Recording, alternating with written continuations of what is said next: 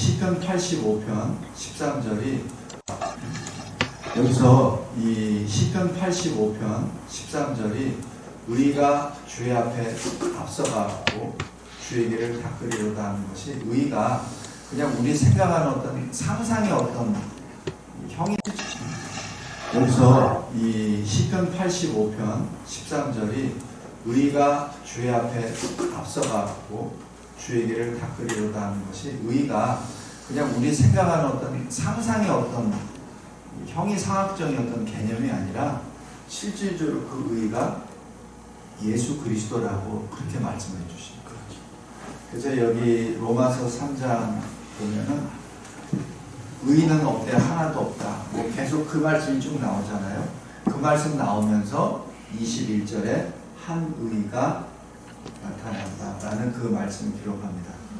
곧 예수 그리스도를 믿음으로 말미암아 모든 믿는 자에게 미치는 하나님의 의, 예수 믿는 자를 의롭다 하시니라라고 해서 그 의라고 하는 그 주체가 바로 예수 그리스도이심을 여기서 나타납니다. 그 의에 한 의로운 행위로 말미암아 많은 사람이 의롭다 하심을 받아 생명에 이르게 되었다라고 로마서 5장 18절에 이렇게 기록합니다.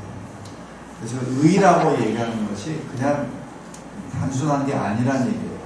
또 자칫 잘못하다 보면은 우리 인본주의 개념으로 어떤 의롭다라는 그런 개념으로 받아들여서는 안 된다는 얘기를 진짜 꼭 드리고 싶습니다. 그래서 의로 여기심을 받았다는 것이 칭의, 의인이란 칭함을 받은 사람들은 믿음으로 말미암아 살게 됩니다. 그리고 예수 우리 주를 죽은 자 가운데서 살리신 하나님을 믿는 자가 되는 것이죠. 로마서 4장 24절. 그리고 마태복음 5장에 의에 줄이고 목마른 자는 복이 있나니, 그렇죠? 그 다음에 의를 위하여 박해를 받은 자는 복이 있나니 천국이 그들의 것이니라. 그래서 의 대신에 예수를 넣어주십시오. 그럼 그게 사도 바울이 서신서를 통해서 계속 증언했던 그 내용이 됩니다. 그래서 믿음으로 말미암아 의인이 되는데 그 의인은 어떤 사람이냐? 하나님께 나아가는 자입니다. 하나님께 나아가는 자. 히브리서 11장 6절에 믿음이 없이는 하나님을 기쁘시게 하지 못하나니 하나님께 나아가는 자는 되죠. 그러니까 하나님께 나아가는 자가 바로 의인이죠. 의인이라 칭함을 받는 자입니다. 그래서 의가 무엇입니까? 왜 하나님의 형상 중에서 의가 나오잖아요. 그래서 의가 없이는 하나님께 나아갈 수 없어요. 그래서 그 의가 없기 때문에 첫사람 아담은 하나님이 오셨을 때 숨어버리죠. 나아갈 수 없는 존재이기 때문에 바로 의라는 개념을 여기서 이렇게 보면 되고, 요한복음 3장 3절에 한번 보세요. 그럼 이 의인은 어떤 모습을 합니까? 이 거듭남에 대한 내용이에요. 이 니고데모라는 그 랍비가 또 나중에 보면은 유대 회당의 원로라고 표현합니다. 그러니까 굉장히 어느 정도 직위에 있는 사람이에요. 그러니까 그 사람의 어떤 것을 보면 나이도 있고 아마 수염도 길고. 근데 이 사람이 예수를 밤에 찾아옵니다. 왜? 밤이라는 것은 자기 신분을 숨기고 싶다는 얘기죠. 남한테 이렇게 드러내고 싶지는 않습니다. 그런데 이 사람이 예수라는 젊은 청년에게 다가와서 이렇게 말을 합니다. 2절에 당신은 하나님께로부터 오신 선생인 줄 아나이다. 누가? 우리가. 지금 이 니고데모는 혼자 왔습니다. 그러나 나와 같은 사람이 지금 많이 있습니다라는 고백이죠. 그죠? 그 말 자체가. 그러니까 예수를 대놓고 하나님께로부터 왔다고 인정할 수는 없다. 그러나 당신이 하나님께로부터 왔다는 것을 우리가 지금 인정하고 있다라는 그 말을 하죠. 왜냐하면 하나님이 함께 하시지 아니하시면 당신이 행하신 이 표적을 아무도 할 수 없습니다. 없기 때문에 그렇습니다.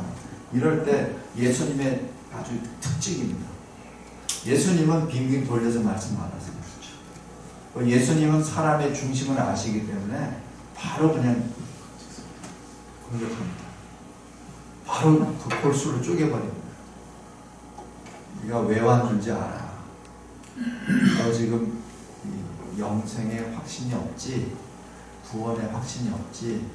네가 지금 유대교의 지금 선생 아니냐. 네가 그걸 가르쳤도 아니냐. 가르친 사람 아니냐.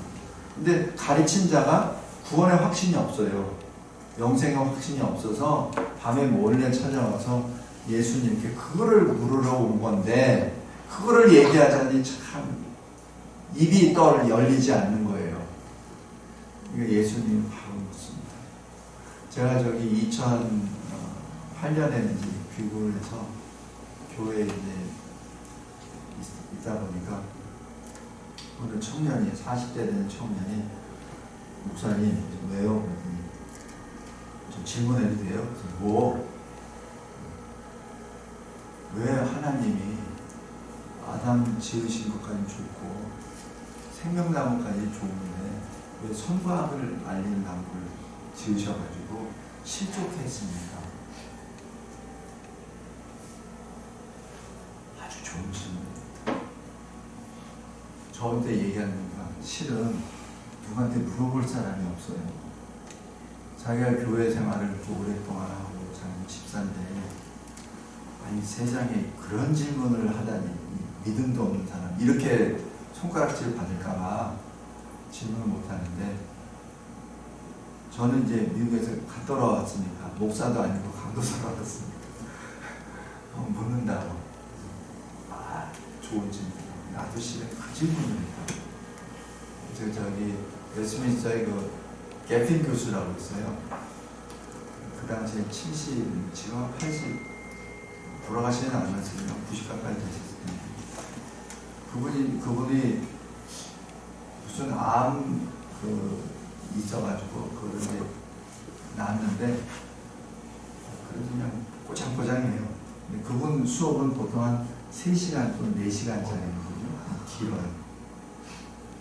근데 그건 자리에 앉는 걸 못 봐서 서서 쭉 강의하고 주로 이제 헬라어 틀어놓고 좀 막 읽어. 그 다음에 씩 웃어. 대부분 못 알아듣으니까. 쭉 해놓고, 그것도 이런 파워포인트로 안 해. 왜 판정기 있잖아요. 오버헤드 프로젝트 있잖아요. 그래서 이렇게 써가지고 쭉 해놓고, 쭉 읽어. 쭉 읽은 다음에 씩 웃습니다. 이해하냐고 찍 하다가 다시 또 읽어.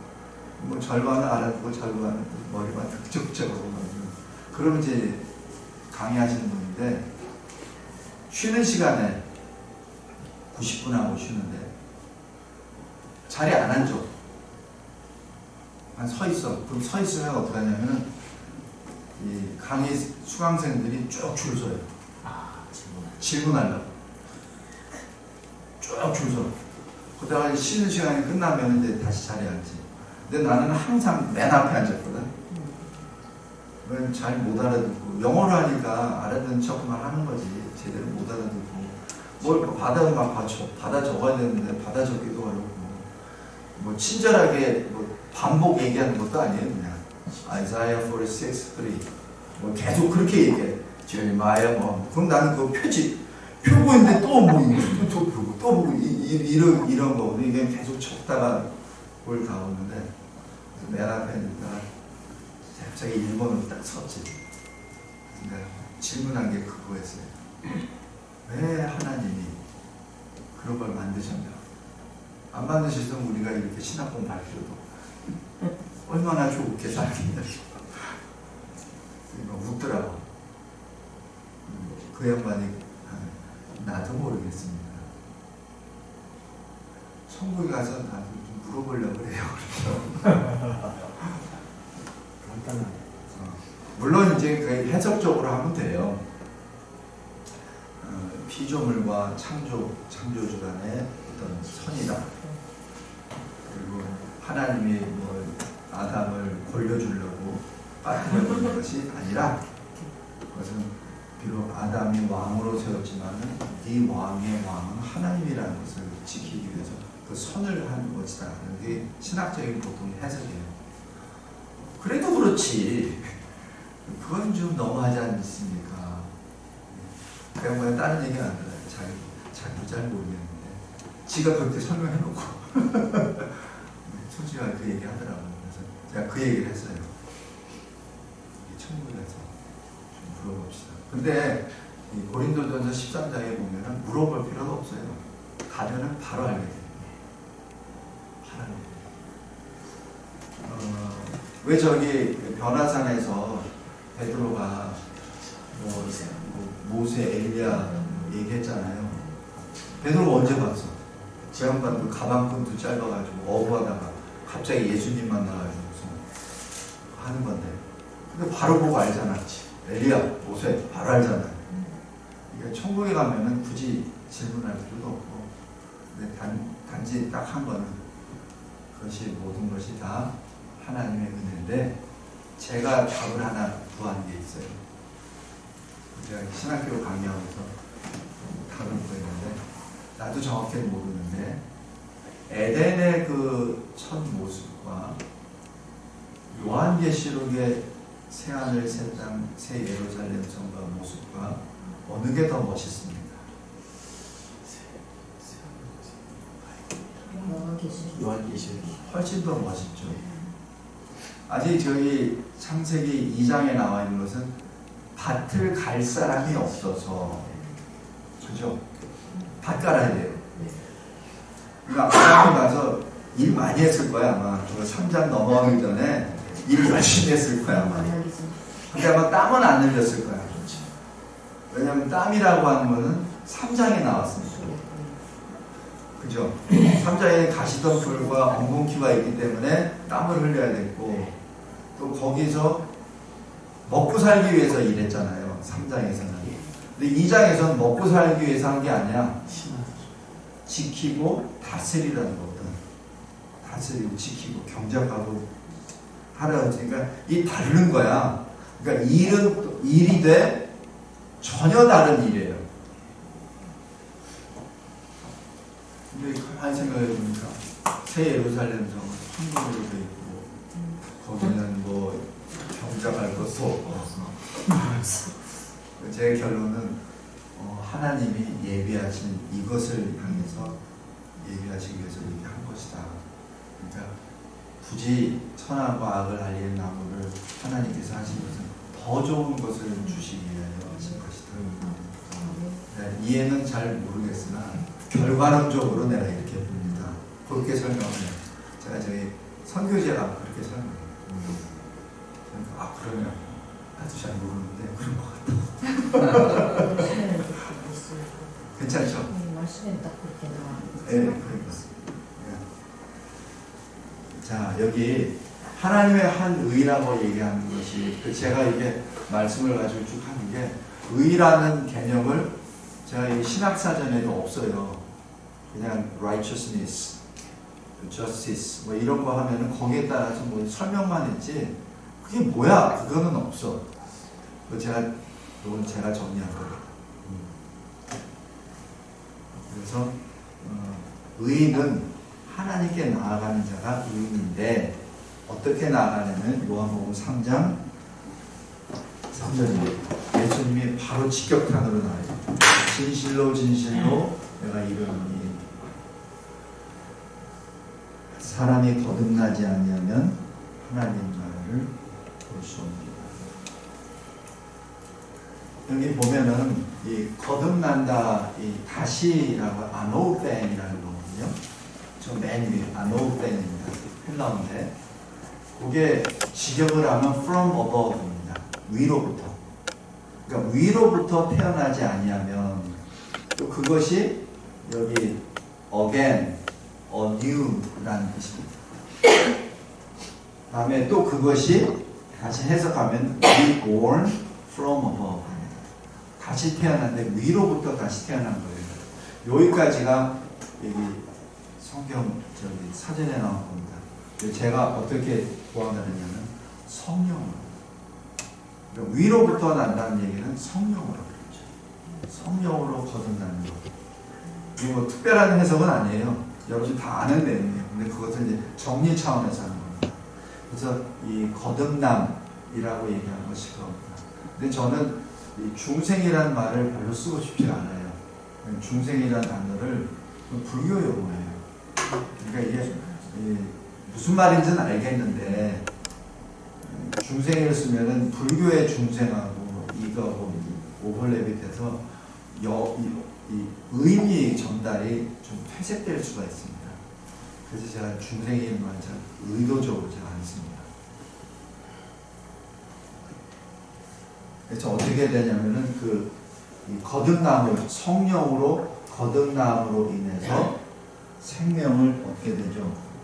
여기 또 하나 여기 3장 8절에 보면은 바람이 임의로 불매 내가 그 소리는 들어도 어디서 와서 어디로 가는지 알지 못하나니 성령으로 난 사람도 그러하니라.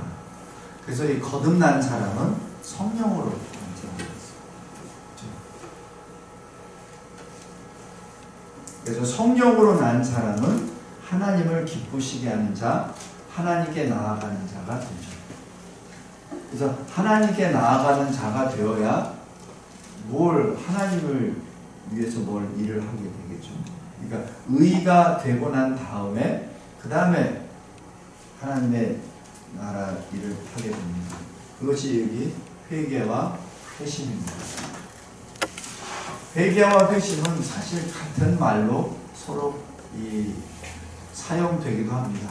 그런데 회심은 방향 전환에 초점이 들어가고 회개는 변화된 모습으로 사는 그런 액션에 거기 포커스가 들어가 있어요. 그래서 그것을 영어로 표현하면은 회개는 change mind가 되고요. 회심은 change direction이 됩니다.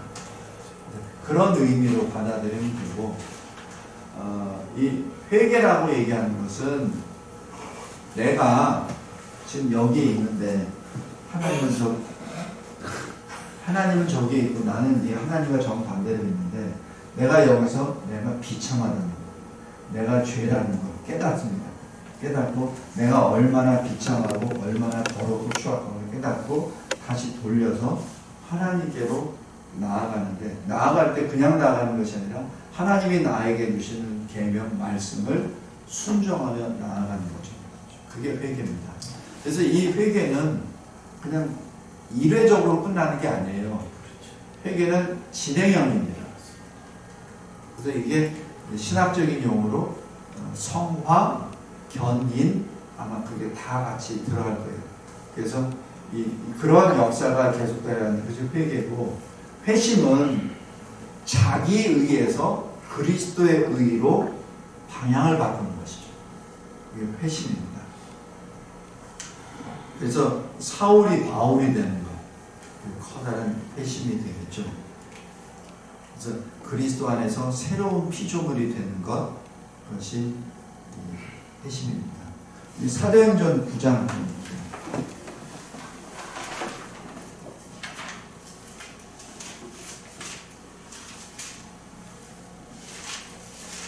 사도행전 9장 5절에 사울이 빛으로 오신 부활의 주님을 앞에서 주여 누구시니까 라고 말할 때 나는 네가 박해하는 예수라 라는 그 말씀을 딱 받게 되죠. 그 말씀을 받고 난 다음에 빌립보서 3장을 보시죠.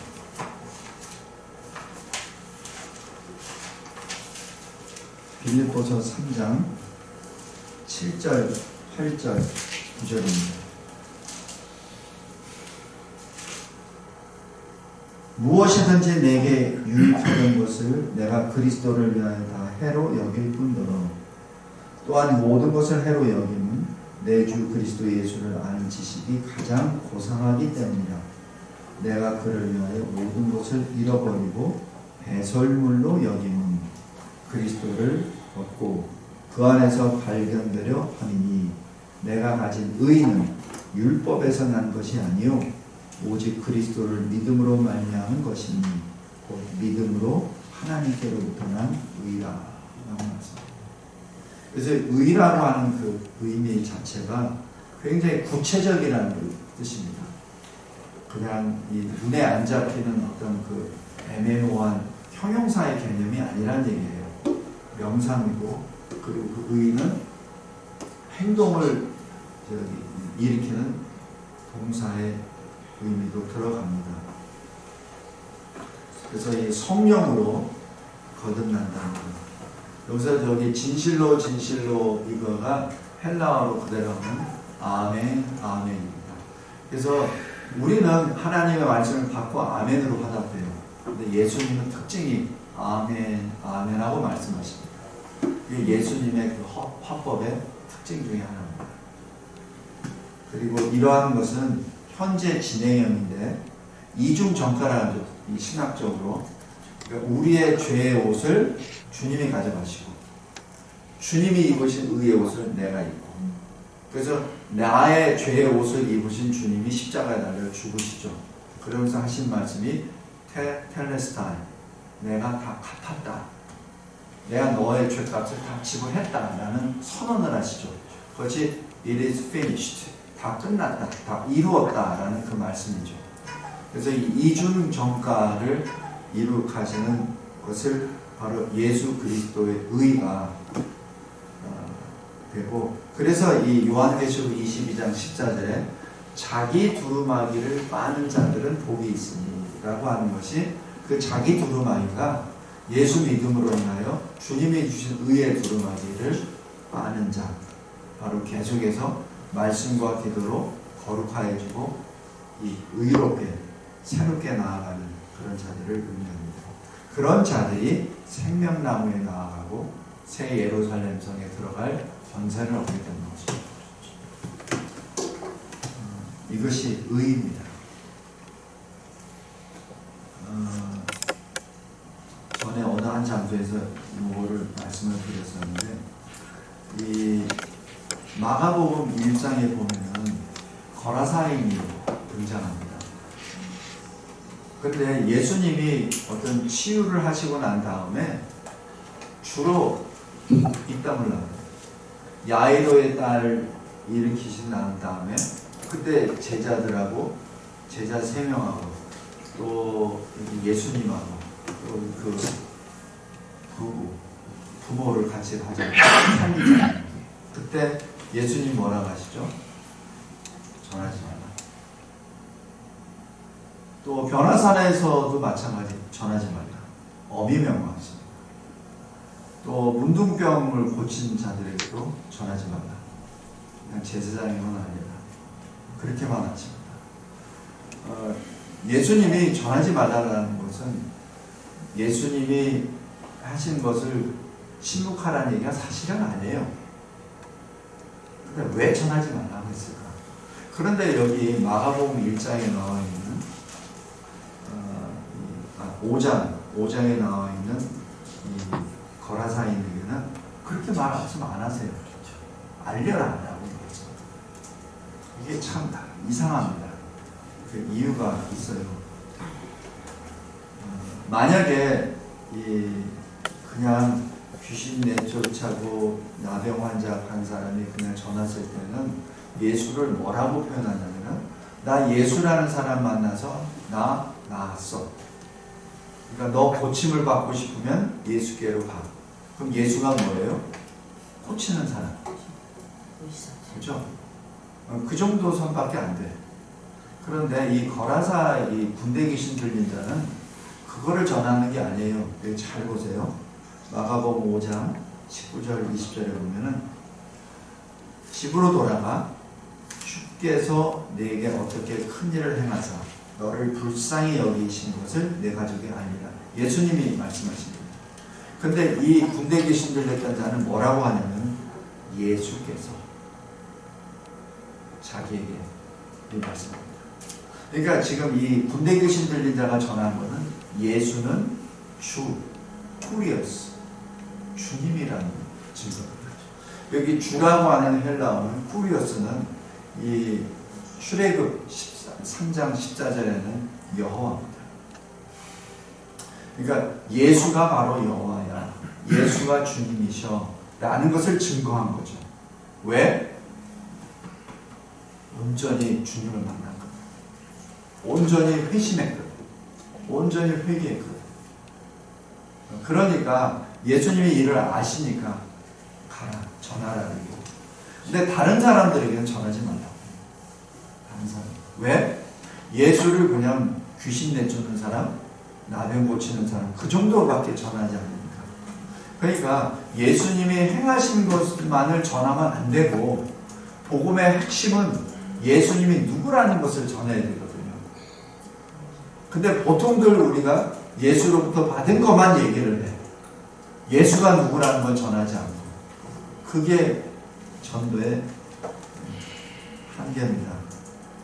여기 누가복음에는 똑같은 사건을 이렇게 말해요. 예수께서 뭐라고 하시냐면 집에 돌아가 하나님이 내게 어떻게 큰 일을 행하셨는지 말하라 이렇게 말합니다. 그러자 그가 가서 예수께서 이게 뭐예요? 예수는 하나님이셔. 왜 누가복음은 이방인을 향한 복음서잖아요. 그죠? 그러다 보니 주, 쿠리어스, 여호와라는 말이 제대로 통용이 안 됩니다. 그래서 누가복음에서는 하나님이라고 말합니다. 그러니까 뭐예요? 복음의 핵심은 예수는 하나님이라는 것이 복음의 핵심이라는 겁니다. 근데 그것을 간증하지 못하는 사람이 자기가 나병으로부터 귀신으로부터 나음을 받았다고 나가면은 그럼 예수를 증거하는 것이 아니라 엉뚱한 것만 전하는 거죠. 그러니까 그러려면 전하지 말라는 얘기입니다. 변화산 사건도 마찬가지예요. 그냥 영화롭게 보이고 모세와 엘리야를 보고 근데 도대체 무슨 얘기하는지도 몰라. 예? 무슨 얘기하는지도 몰라. 자다가 벌떡 일어나 보니까 영화로 모습이고 하나는 모세고 하나는 엘리야고.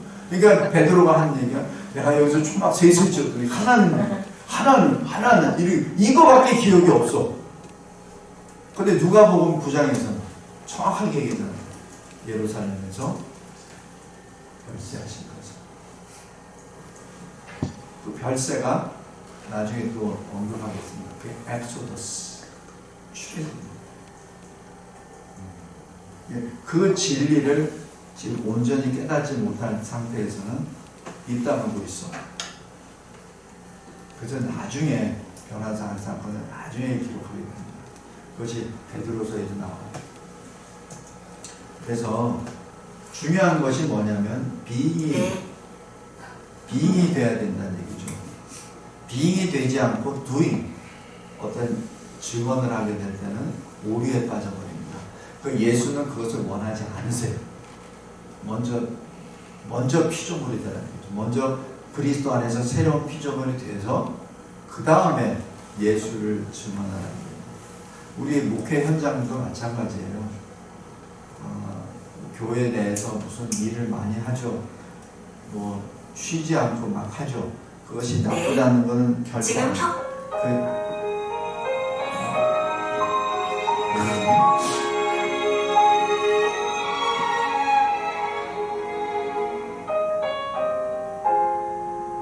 입 다물라고 그러니까 음악이 나오네.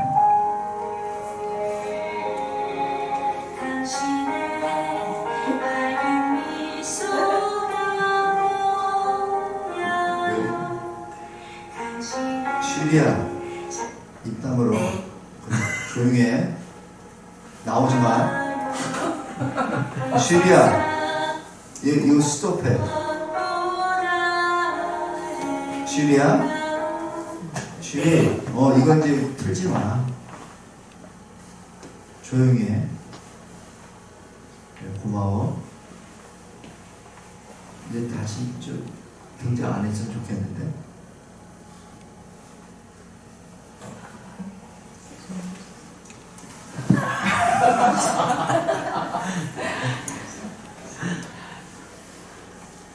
여기 그래서 요 말씀을 생각하면서 요 아노센이 다시 한번 이 거듭난다는 자체를 다시 봐야 됩니다. 그 다음에 두 번째는 이 거룩입니다. 지난 시간에 제가 언뜻 말씀했는데 카도시라고 얘기했는데 이 원래 뜻은 무겁다라는 뜻입니다. 그래서 무거워서 사람이 죄인이 감당할 수 없는 무게입니다. 거룩이라는 것을 제가 여기 제 책상에 이만큼 쌓아놓은 게 있어요. 그게 거룩이에요. 제 거룩에 대해서 영광도에. 그 중에서 한 부분만 지금 봅니다. 거룩이란 구별, separation, 다른 것, difference. 제가 여기까지만 말씀드렸어요. 근데 거기에 추가로 되면 brightness, 밝음이고, 그 다음에 perfect, 완전함이 거기서 포함이 됩니다. 여기서 이 마태복음 5장 48절에 하늘에 계신 너희 아버지의 온전하신 것 같이 너희도 온전하라. 그걸 근거로 해서 perfection이라고 합니다. 그래서 이게 우리말에는 완전과 온전을 구별을 했어요. 그래서 왜 하나님의 선하시고 기쁘시고 온전하신 뜻을 아마 그렇게 기록되어 있습니다. 근데 그게 영어로는 perfect라고 되어 있어요. 근데 우리말로는 이거 뉘앙스를 좀 한 것 같아요. 인간이 완전할 수는 없으니까 온전한 것으로 표현했는데, 그러면 하나님께는 완전함으로 써야 되는데 하나님께도 온전함으로 써버렸어요. 그래서 그래서 제가 영어로 그렇게 써놓은 겁니다. perfection, perfect. 그래서 이게 perfect와 거룩이라는 말이 호환될 수 있다는 의미에서 그렇게 하는 겁니다. 근데 거룩이라는 것은 하나님의 자기 계시의 핵심입니다. 출애굽 19장 6절에 너희가 내게 대하여 제사장 나라가 되며 거룩한 백성이 되리라 하는 그 말씀을 통해서 거룩하신 하나님의 백성이 됐으니까 거룩한 백성이 되는 것이죠. 그래서 레위기 19장 11장에 거룩하라. 나 너희 하나님은 거룩하기 때문이다 라고 말씀하시고, 이사야서 6장 3절에서도 보좌 앞에서 그 천사들이 거룩, 거룩, 거룩 그렇게 고백하는 것이 바로 하나님의 자기 계시다는 얘기죠. 자기 계시다. 일반적인 어떤 그 행사로 이렇게 되는 게 아니죠. 어떤 분이 이 얘기를 하시더라고요. 미국 사람인데 천국에 가면 뭐합니까? 우리하고 권사님 같은 분이에요. 음악하는. 천국에 가면은 계시록에 있으면 예배도 드리고 찬양도 얼마나 좋습니까? 하루 종일 찬양해요. 그분이 음악하신 분입니다. 하루 종일 예배드리고 아이고 힘들 것 같아요 막 이러더라고요. 그래서 내가 그렇게 생각은 못했는데 당신 생각이 맞긴 맞을 거라고. 그런데 그거는 그냥 단지 한 단면이지 우리가 상상 이상으로 하는 건 아니겠어요. 그래도 천국 가면 이렇게 재미있지 않을 것 같아요. 말도 타고 수영도 하고 뭐 이래야 되는데 새하늘 새 땅에는 바다가 없고 물이 없고 그렇잖아요. 그분들이 성경을 많이 연구한 분이에요. 참 열심히 봤는데 그건 천국 가서 알겠는데 그렇게 보는 거와는 다르겠죠. 그렇게 하는데 문제는 이 거룩이라는 그것을 하나님이 계시하셨다는 얘기입니다. 보여주신 것이죠. 나타내 주신 것이죠. 왜? 거룩하라 라는 말씀을 하시기 위해서.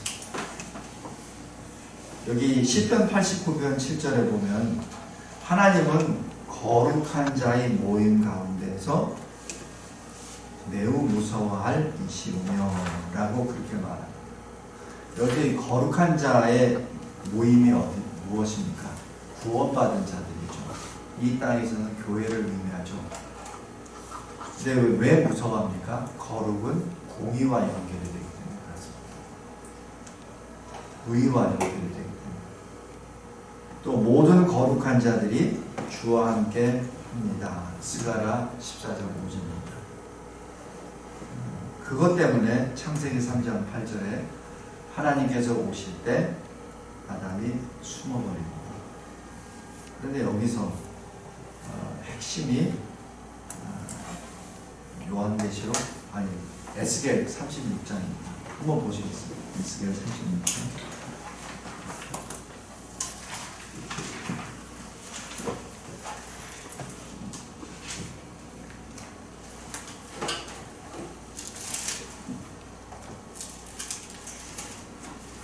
에스겔 36장 22절 보면 하나님이 이렇게 말씀하세요. 이스라엘 족속아 내가 이렇게 행함은 너희를 위함이 아니요 너희가 들어간 그 여러 나라에서 더럽힌 나의 거룩한 이름을 위함이라. 이게 지금 에스겔 선지자에게 오신 그 말씀은 저 포로로 끌려가죠. 신혼 중에 있는 하나님의 백성들을 위로하시면서 하시는 건데, 하나님 왜 우리를, 하나님도 믿지도 않는 하나님을 대적하는 이방 땅에 우리를 끌려가게 해주셔서 이런 고난을 받게 하십니까? 우리가 잘못했습니다. 아니 잘못했다고 하더라도 그래도 그렇지 어떻게 믿지 않는 나라에 끌려가서 이 족보도 없이 그냥 이렇게 살게 해야 됩니까? 좀 너무하지 않습니까? 아마 그렇게 탄식할 수 있겠죠. 그러니까 하나님이 하시는 것이 너희가 들어간 그 여러 나라에서 나의 거룩한 이름을 다시 보여주기. 그 이유를 좀 설명하십니다.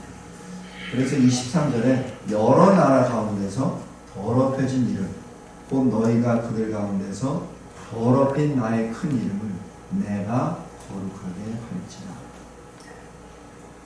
내가 거룩하게 할지라. 지금 하나님이 하신 말씀입니다. 아마 이 말씀을 들은 바벨론 포로로 끌려가거나 끌려간 그 사람들은 도대체 어떤 마음으로 듣습니까? 나 때문에 이름이 더럽혀졌는데 내가 지금 불평한 거거든요. 불평한 가운데 하나님이 말씀하세요. 더럽혀진 것은 네가 더럽혀진 거야. 내 이름이 더럽혀진 거야. 내가 거룩하게 내가 거룩하게 아니라 그 말씀을 쭉 하십니다. 근데 그 말씀을 할 때 구체적으로 24절에 내가 너희를 여러 나라 가운데서 인도하여내고 여러 민족 가운데서 모아 데리고 고국 땅으로 들어가서 25절 맑은 물을 너희에게 뿌려서 너희로 정결하게 하되 더러운 것과 모든 우상 숭배의 너를 정결하게 할 것이다 라고 해서 이 정결케 하겠다고 하나님이 먼저 약속하십니다. 그 다음에 어떻게 해요? 26절에 새 영을 너에게 주겠다. 새 마음을 너에게 주겠다. 그리고 너의 그 굳은 마음을 제거하겠다. 여기서 마음이라고 되어 있는데 이 마음은 심장을 말합니다. 그러니까 히브리어 말로는 그대로는 심장입니다. 그 얘기는 뭐예요? 돌 같은 굳은 심장을 떼내고 뛰는 부드러운 심장을 넣어주겠다는 얘기죠. 그러니까 심장 수술 하시겠다는 거예요. 심장 수술을 누가 해요? 아무리 뛰어난 의사도 못하죠. 뛰는 심장 갖다 놓고 내 돌 같은 심장을 내 소리에서 딸라낼 때 내가 의사예요? 마취까지 다 했다고 봐. 안 아프게. 준비됐죠? 어떻게 뛰어요? 자르는 순간 나는 가버리잖아요. 이걸 연결할 수가 없어요. 이게 절대 하나님의 주권입니다. 불가항력적 은혜입니다. 하나님의 구원의 역사입니다. 그래서 이게 네가 지금 신음하고 있는데 그건 내 이름이 더럽혀져서 그런 것이고 내 이름을 다시 거룩하게 하는 것은 너희들이 할 수 있는 일이 아니야. 너희들이 할 수 있는 일이 아니야. 하나님만이 할 수 있는 일이야. 바로 이것이 아까 했었던 아노울 때 위로부터 다시 태어난 그 말하고 그대로 연결됩니다. 그래서 성경 해석을 할 때 제가 계속 신약과 구약을 계속 왔다 갔다 하는 이유가 지금 그거를 지금 제가 본을 보여드리는 겁니다. 그렇죠. 이 패턴이 계속. 그래서 이 새 심장을 넣어주겠다는 얘기죠. 부드러운 심장, 뛰는 심장. 그 결과가 뭐냐면 여기 27절입니다. 내 율례를 행하게 하리니. 그죠? 그러니까 내가 하나님의 말씀에 순종 못한다는 얘기는 뭐예요? 내 심장이 돌이 되어서 그럽니다. 우리 자기 영적 상태에 대해서 솔직해야 돼요. 남이 잘못한 것은 칼같이 표현해. 비판도 하고 너는 뭐가 잘못되고 너는 뭐가 잘못되고 요한계시록 어딜 봐.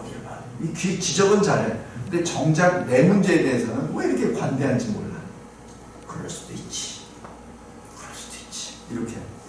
아니거든요. 근데 우리가 하나님의 말씀에 순종하지 않는다는 이유, 내 심장이 뛰지 않기 때문에. 내 심장이 부드러운 심장이 돼서 뛴다면 하나님의 말씀에 순종할 수 없다고, 할 수밖에 없다는 존재임을 여기서 가르쳐줍니다.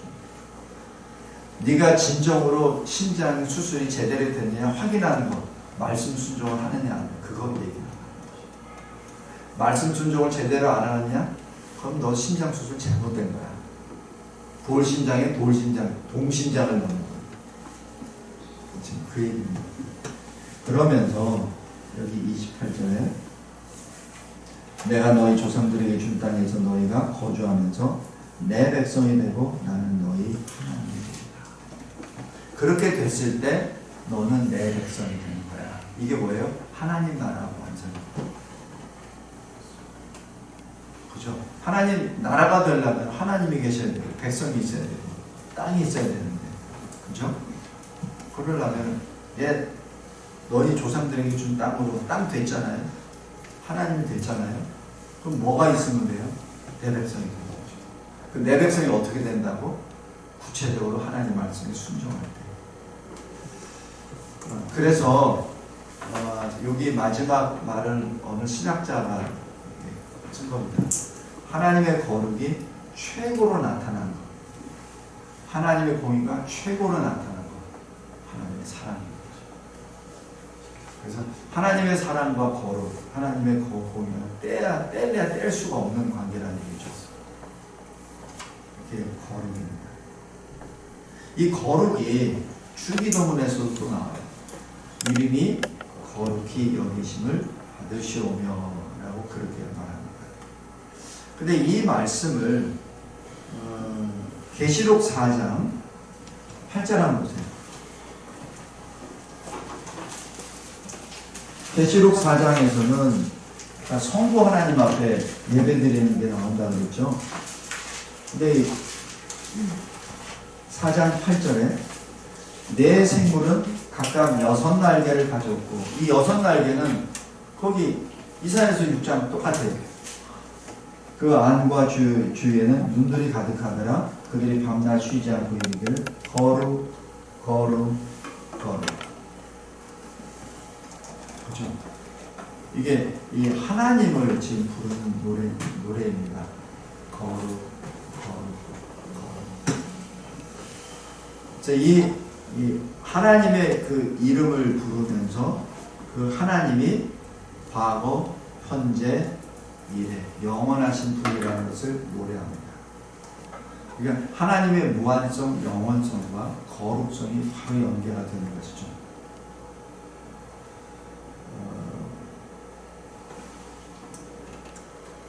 이게 이사야 6장 3절하고 바로 연결이 되고요. 그 다음에 계시록 15장 한번 보십시오. 계시록 15장 4절. 주여 누가 주의 이름을 두려워하지 아니하며 영어롭게 하지 아니하오리이까 오직 주만 거룩하심이니이다. 주의 의로우신 일이 나타났음에 만국이 와서 주께 경배하리이다 라는 그 말씀, 요한계시록 15장 4절 주만 거룩하십니다 라는 것이 시편 99편에 또 등장합니다. 그러니까 이 말씀이 계속 이제 연관되어 있다는 것을 우리가 알 수 있어요.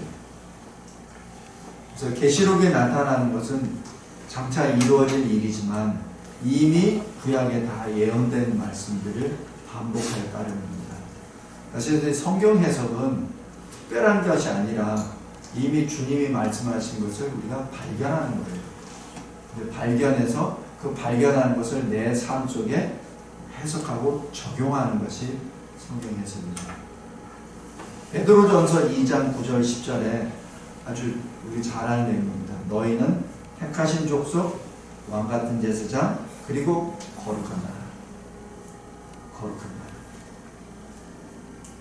그 거룩한 나라가 어디와 연결되죠? 하나님의 백성. 거룩한 나라라는, 우리 보고 나라라고 얘기해요. 그건 뭐예요? 하나님의 백성이라는 뜻입니다. 우리가 무슨 그 천국 자체가 아니죠. 천국 자체가 아니죠. 천국이라는 나라, 그 나라의 구성 요소 백성이 된다는 얘기죠. 거기에 초점을 잘 맞추셔야 됩니다.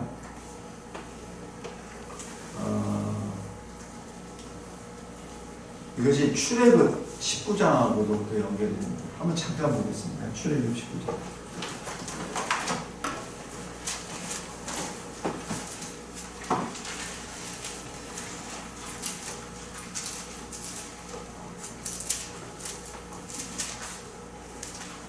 출애굽 19장 5절, 6절 보겠습니다. 세계가 다 내게 속하였나니 너희가 내 말을 잘 듣고 내 언약을 지키면 너희는 모든 민족 중에서 내 소유가 되겠고, 그러니까 내 백성이 되겠고, 그렇죠?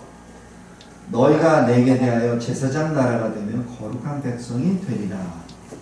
너는 이 말을 이스라엘 자손에게 전할지니라. 모세에게, 즉 이스라엘 백성들에게 전하라는 명령입니다.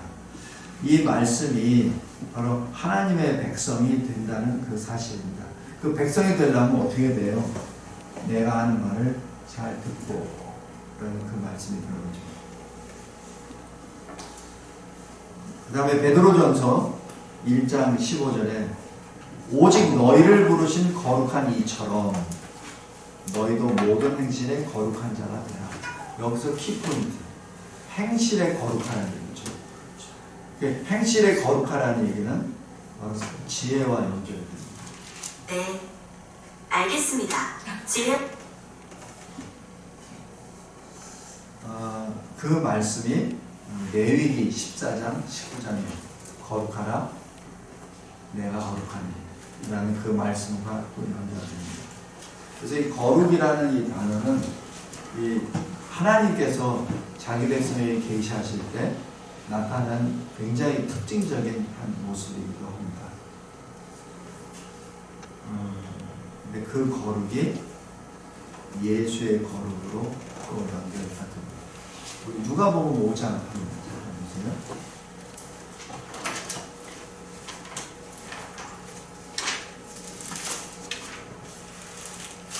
누가복음 5장은 우리가 잘 아는 내용입니다. 밤새도록 고기를 잡으러 나갔으나 한 마리도 잡지 못했습니다.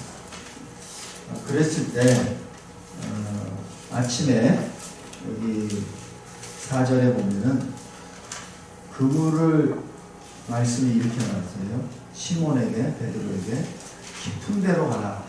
그물을 던져라 라고 말씀합니다. 밤에는 그 당시에 여기 갈릴리 호수에서 하는 그 패턴이 밤에는 깊은 물에, 그 다음에 낮에는 얕은 물에. 그 이유는 해석가들이 이 고기들이 밤에는 이 밑으로 잠자기 위해서 내려가고 낮에는 활동하기 위해서 위로 올라가고, 그래서 이 낮에는 얕은 물에다 던져야 활동하는 그 고기를 잡을 수 있으니까, 또 밤에는 깊은 물에 위로 내려가니까 그쪽에다 해야 된다고 그렇게 해석을 합니다. 근데 예수님이 하시는 말씀은 거꾸로예요. 거꾸로. 이제는 해가 떴는데 깊은 곳에 던져라라고 말씀합니다. 그때 이 시몬 베드로는 원래 어부 출신이잖아요. 어부 출신이고 여기에 대해서는 도통한 달인입니다. 근데 거기에 대해서 이상하게 답변을 안 해요. 여기 그냥 여기 5절에 보면은 우리들이 밤이 새도록 수고하였으되 잡은 것이 없지만은 말씀에 의지하여 내가 그물을 내리리라. 참 이상해요. 베드로 성품상 베드로는 뭐 하면은 바로 손 들고 얘기하는 사람이잖아요. 그죠? 베드로 성품상 젊은 양반 그거 아니야. 내가 여기서 잡혀가 굵었는데 그건 잘못한 거지. 좀 훈수 좀 두려고 좀 제대로 두지. 이렇게 얘기했을 때 그런 타입이에요, 베드로가. 근데 여기서는 전혀 그런 타입이 아니라 말씀대로 하겠습니다. 이렇게 합니다. 참 희한해요. 그러자 여기 6절에 너무 많아서 그물이 찢어질 정도가 됩니다. 그러니까 7절에 다른 배까지 와요. 그러니까 2배 채우는데 2배가 가라앉을 정도예요. 여기서 만약에 여러분이 베드로라면 어떡하겠어요? 어느 저기 성경학자가 이렇게 얘기하더라고요. 내가 베드로라면 이 젊은 양반 나와 같이 사업합시다. 반반. 당신이 얘기만 해. 그럼 절반 줄게. 그래서 그럼 돈 벌 거 아니에요. 그죠? 충분히 그럴 수 있겠다. 근데 베드로는 반응이 아니에요. 갑자기 여기 8절에 예수 무릎 아래 엎드려 라고.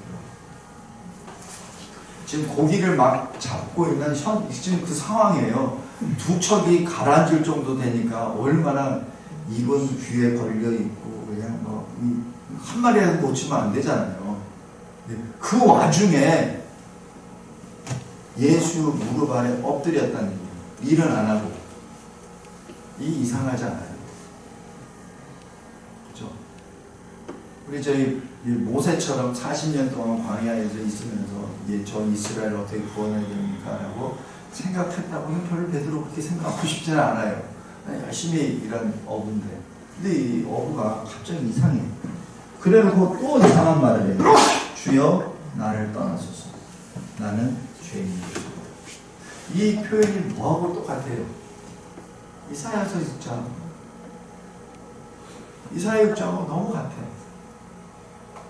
떠나소서. 이사야는 뭐래? 죽게 됩니다. 나는 입술이 범죄한 죄인이고 내가 그 죄인 중에 가운데 있어. 내가 죽게 되고 이렇게 말합니다. 그러면서 주여 나를 떠나소서 나는 죄인이로소이다. 이게 베드로만이 체험한 역사입니다. 옆에 있었던 제자들은 몰라요. 동료들은 모릅니다. 아마 동료들은 저 형이 왜 저래? 미쳤네? 아니 이 고기 지금 이거 해야 되는데 지금 이거 계속 하고 있잖아요 지금. 예? 아니 저 사람 말이야. 이거나 도와주자. 왜 갑자기 엎드려가지고 저런 얘기하고 있어? 라고 얘기하죠. 이게 이제 예수의 거룩을 보았다. 예수를 만난다. 그러니까 육신의 예수가 아니라 하나님 예수를 만난다는 거죠. 그러니까 똑같이 반응하는 거예요. 똑같이 나를 떠나소서. 내가 하나님을 존경하지 않아서 그런 것이 아니라 내가 죄인이기 때문에 내가 이 자리에 있으면 내가 죽으니까 내가 지금 움직일 수 있는 여건도 못 됩니다. 그러니까 주님이 좀 떠나주세요. 그 얘기입니다. 주님을 밀어내는 거예요. 그것이 예수의 거룩입니다. 제가 이 거룩에 대해서는 지금 이만큼 해놓은 게 있으니까 간간히 이렇게 예수의 거룩에 대해서 제가 설명을 좀 드리겠습니다. 그 거룩에 대한 것이 누가복음 1장 35절에 이렇게 기록합니다. 거룩한 이는 하나님의 아들이라 일컬어짐을 받습니다. 여기서 거룩한 이라는 예수의 그 정체성에 대해서 선언하게 됩니다. 요한계시록 6장이세요. 요한계시록 6장에 첫 인심판에 시작이 되죠. 근데 인심판에 들어갔을 때 다섯째 인을 떼실 때 제단 아래에 있는 순교자의 영혼들이 부르짖습니다. 뭐라고 부르짖냐면은 거룩하고 참되신 대주제여 땅에 거하는 자들을 심판하여 우리 피를 갚아주지 아니하시기를 어느 때까지 하시려 하나니까. 왜 하나님께서는 아직도 여기서는 이제 예수 그리스도께서 이제 권세를 받으셨잖아요. 두루마기를 딱 취하셨기 때문에 하나님 아버지의 권세로 심판하실 때 순교자의 영혼들이 제단 밑에서 그렇게 하소연합니다. 큰 소리로. 거룩하신 내 주제여, 땅에 거하는 자들을 왜 심판하지 않으십니까? 지금 그렇게 부르짖죠. 그 부르짖는 모습이 예수의 거룩을 여기서 증언합니다. 그 나머지 거룩은 또 계속 나오는데 여기 레위기 10장 그것은 우리가 잠깐 볼게요. 사무엘하 한번 보시죠. 사무엘하 6장.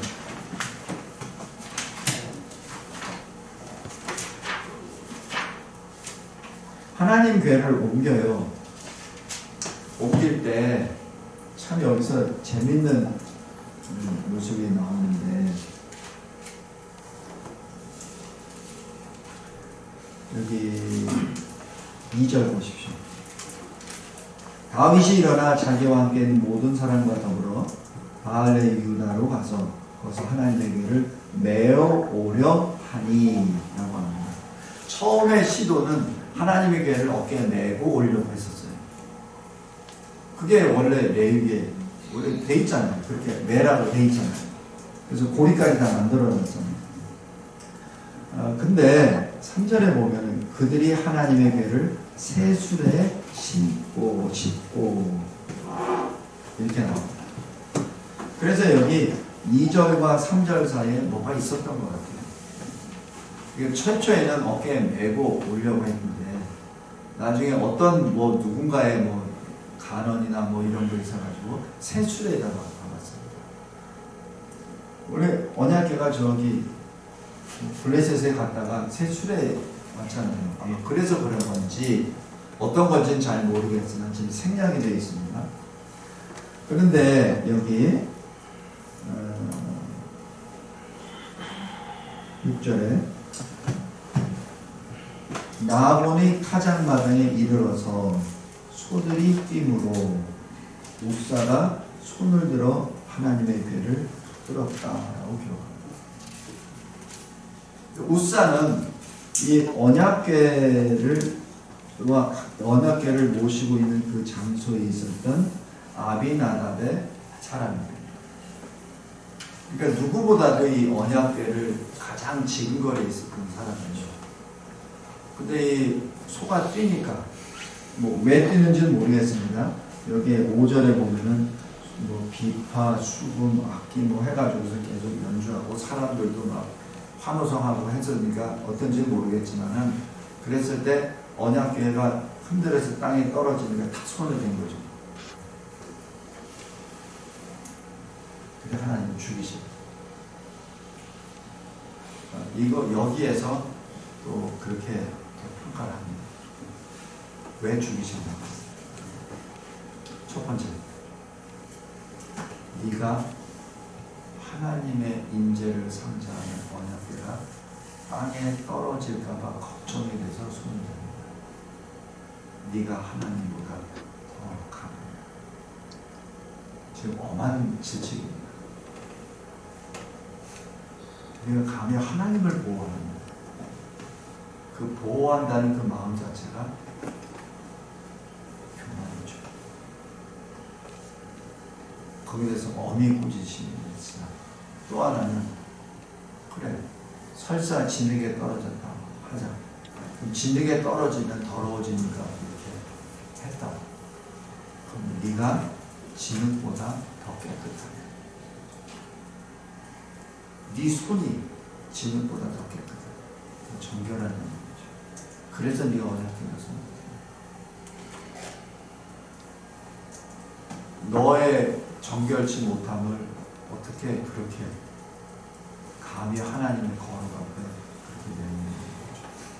너는 진흙으로 돌아갈 줄 아는데 네가 전 진흙보다 더 정결하냐, 더 거룩하냐 라는 그 질문. 마지막 세 번째로 여기까지는 그 R.C. 스프롤이 해석한 거예요. 제가 세 번째 해석합니다.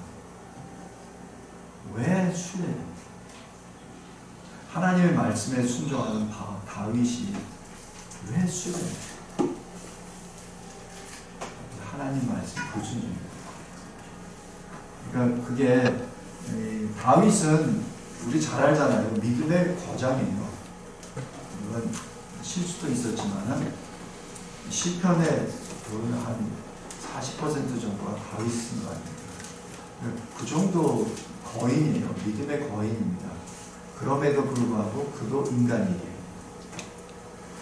그런 이런 우를 범하게 되죠. 그래서 여기서 7절에 이렇게 기록합니다. 여호와 하나님이 우사가 잘못함으로 말미암아 진노하사. 그러니까 분명히 하나님의 진노에 의하여 우사가 죽었다는 것을 기록합니다. 그래서 8절에 베레스 우사라고 얘기하고 9절에는 여호와를 두려워하여 더 이상 옮기는 것을 중단합니다. 그 다음에 이 사건이 일어나고 오베데돔의 복이 내리는 것을 보고 그 다음에 이 언약궤를 다시 하나님의 말씀을 어깨에 메고 나오죠. 그래서 다윗이 너무 기뻐서 옷을 벗고 춤을 추면서 앞으로 나가는 그런 이야기죠. 이것이 거룩입니다. 그러니까 하나님의 거룩을 인간이 감히 거기다 뭘 더하거나 제할 수 없다는 것을 의미합니다. 그 다음에 또 하나의 그 거룩을 보면 사도행전 5장입니다. 사도행전 5장에 보면 아나니아와 삽비라가 나와요. 아나니아와 삽비라 그래도 다른 사람들보다는 좀 여유 있었던 사람 같아요. 그러니까 이 초대교회 어떤 지역이 과부나 고아들을 공개하기 위해서 자기의 집이나 어떤 물건을 같이 팔아서 지금 했지 않습니까? 차도 발 앞에 내려놓고 필요에 따라 나눠줬죠. 근데 여기 아나니아와 삽비라도 마찬가지 그렇게 했습니다. 근데 그 중에 얼마나 숨겼다고 그러겠어요. 그 질문 너무하지 않았어요. 그래도 안 낸 것보다는 낸 게 좋은데 10 중에서 5은 자기 주머니에 5만 있어요. 아니 5이라도 있으면 더 좋지 않나요? 제 첫 번째 해석이었습니다. 근데 하나님께서 그것을 용납하지 않으세요. 왜? 지금 이게 교회 시작하는 거잖아요. 그래서 이 선한 일을 하는 거잖아요. 근데 여기 아나니아와 삽비라는 흉내를 내요. 자기도 한번 이름을 내놓고 싶고. 이게 지금 이 성령이 여기서 말해요. 베드로사전 성령을 속였다. 성령을 속였기 때문에 너는 더 이상 여기 있을 수 없다는 얘기입니다. 이것이 이 거룩을 훼손했다는 얘기죠. 특별히 처음 교회를 시작할 때 지금 거룩을 손상하기 때문에 거기에 대해서 엄히 묻습니다. 이 하나의 누룩으로 인하여 온 지역이 다 더럽혀지는 것을 예방하시기 위해서 지금 그 조치를 합니다. 그 조치를 하고 난 다음에 이렇게 말해요. 여기 11절에 온 교회와 이 일을 듣는 사람들이 다 크게 두려워하더라. 이렇게 하면서 이 14절에 믿고 죽게 나오는 자가 더 많으니 라고 기록합니다. 그러니까 이 거룩을 이렇게 하다 보면은 그것 때문에 위축이 되고 뭐 될 것 같은데 오히려 더 많은 무리들이 모였다는 것이 여기서 지금 하나님이 증거합니다.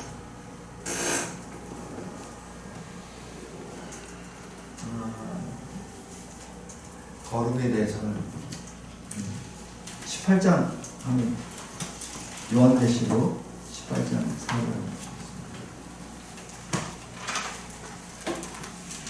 큰성 바벨론이 무너지고 있죠. 큰성 바벨론이 무너질 때 하나님께서는 끝까지 자기 백성을 버리지 않으세요. 4절에 내 백성아 거기서 나오라. 거기서 나오라. 지금 끝까지 계속 부르십니다.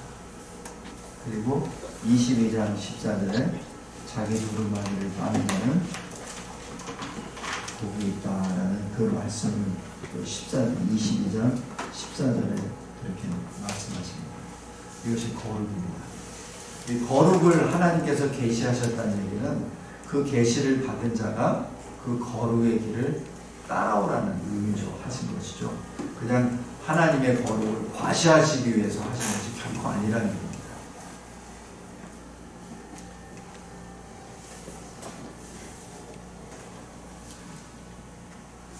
나중에 보겠습니다. 잠깐 5분 동안 잠깐 쉬겠습니다.